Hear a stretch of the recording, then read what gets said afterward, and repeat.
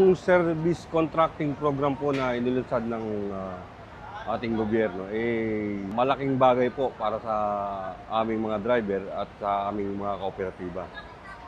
Unang-una po, ito po yung maliwanag na karagdagang kita sa aming mga chopper.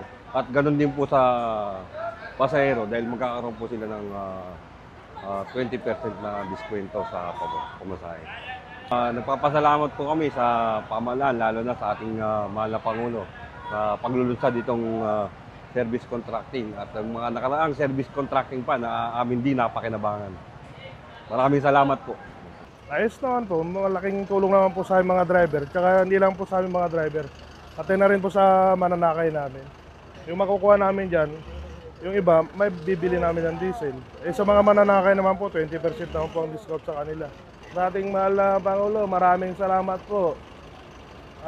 Dahil gumawa po kayo ng solusyon na matulungan po kami mga driver. Malaking bagay yan sa amin yung mga senior kasi malaking discount yun.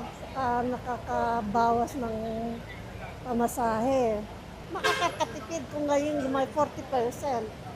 Diba? Okay. Maraming salamat kay Pangulo. Maraming matutuwa na senior.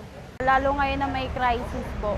Malaki po talaga siyang tulong para sa mga student, lalo na sa nagbabudget po, lalo sa pagko-commute.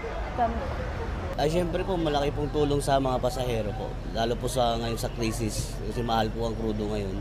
Kaya malaking tulong po para sa mga namamasahe po. Tsaka po din sa mga driver. Para po sa aming mga driver, okay po itong ganito. At saka yung mananakay po natin, mabigyan po ng discounted sila talaga.